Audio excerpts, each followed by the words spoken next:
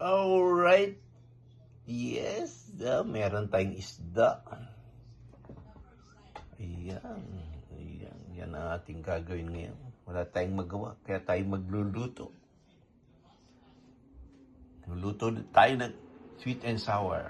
Ayan. Request ni Ate Ann Banson at ni Kuya Jeron. Shoutout sa inyo dyan. Yes, siyempre. Unahin natin kung anong sangkap. Siyempre, meron tayong 2 pirasong pritong pampaloko. At ito ang ating sauce. Ito ay combination ng ketchup, brown sugar, suka. Yan. Siyempre, ketchup. Yun. Tapos ito. Meron tayong bawang, tapos sibuyas, konting sili, carrots, luya. Yan. Sayang wala tayong, ano ba yan? Kulang tayo ng isang sangkap. Pero okay na. At syempre, meron tayong bell pepper pala ang kulang natin. Pero okay na yan. At syempre, lalagyan natin ng pampasarap. At ang juice na yan ay ginamit dito natin. So, pineapple juice, suka, brown sugar, at ketchup. Alright, umpisa natin. Oy, siyempre, instead na mantika, gamitan natin ng butter. Alright, umpisa natin. Kaya magtutunaw tayo ng mantika. Mantika ng butter. Okay. Habang yan ay tinutunaw, unahin natin ang pwede kahit anong pwedeng unahin. Pero ako unahin natin ang luya.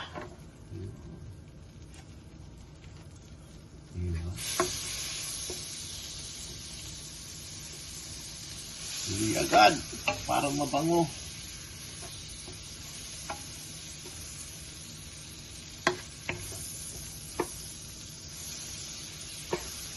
Habang natutunaw yung butter,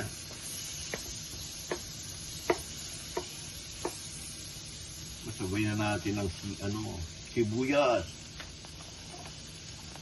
Ayan. Sibuyas, bawang. Kuya, ganun, mali-mali yung sinasabi mo.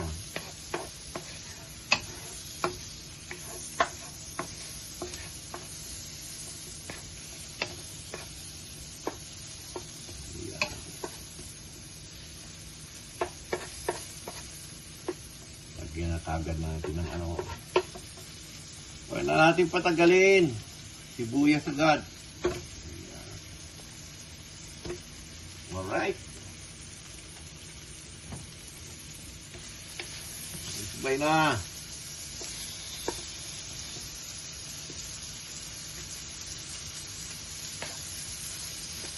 I-round natin para maganda mamaya yung deklasyon ng sibuyas.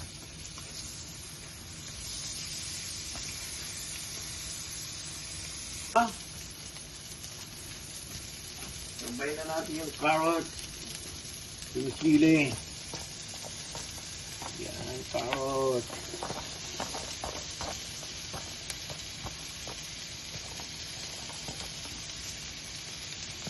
Sabay na rin natin yung dahon ng sibuyas. Wala nang step by step. Uhuy. Gandang tignan. Mekos.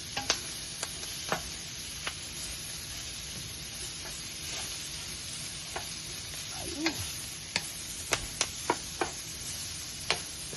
Gawin lang natin ng konti.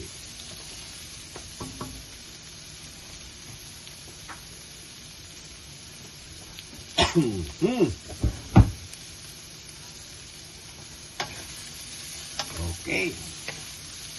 Gandang tignan. Hindi asit yung kayo nito.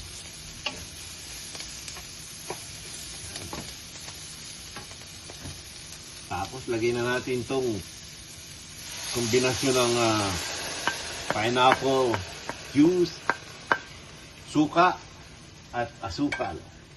Hindi mo na natin gagalawin. Hindi mo natin nahaluin dahil dyan ay may suka. Takpan natin. Alright. Kumukulo na.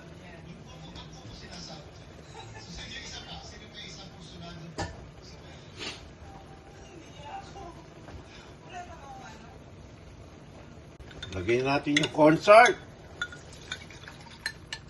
Water with cornstarch. Yun.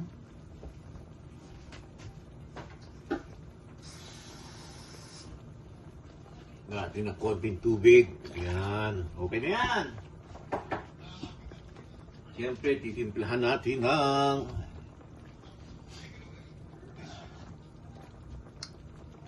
lagyan natin ng paminta.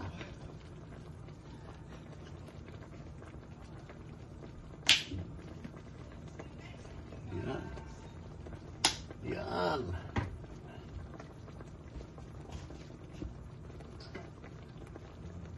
Tapos yun. Yun, oh. Okay. Ang tama, ha? Hindi siya, ano. Ang sarap nito. Lagyan natin yung, ano. Lagyan natin yung pineapple. Yan. Mas masarap, mas marami. Busin na natin. Isang bagsakan na lang. Ayun.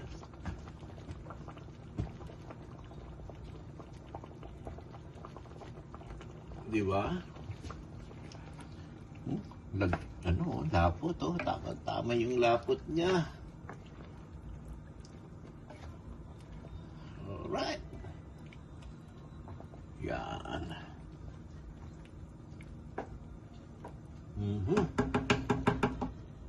Kumukulo na.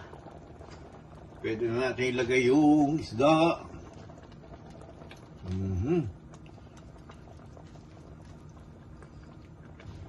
Alright. Tandaan natin para hindi masira.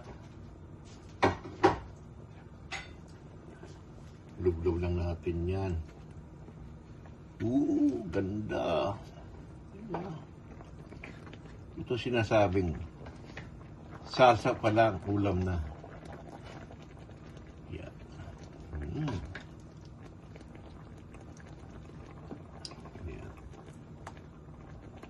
Salsa pa lang, ulam na. Bango. Ayun, no? Okay. Yan. Takpan lang natin. Mga 2 minutes. Pwede na yan. Okay. Yan. Sarap tignan. Ayos na yan. Atin na yung transfer sa lalagyan. Para mas magandang tignan. Yan na ang kinalabasan ng ating sweet and sour pampano. Alright. Magugustuhan niya natin pingkay. Yan. Di ba? O yan na naman ang isang luto ni Kuya Gaddo. For today's video, at siyempre salamat kay Ate Ann Banson. Binigyan na tayo ng idea. At siyempre, ang kanyang sabi ko sana may bahay. Siyempre, kanyang asawa si Kuya Jero, Kuya Katano, Bonsomay, Santos. Shoutout sa iyo at sa mga kasangga dyan. At sa inyong lahat, maraming salamat. Ito yung Kuya Gaddo, palibagong luto. Sweet and sour pampano. Thank you. Happy eating.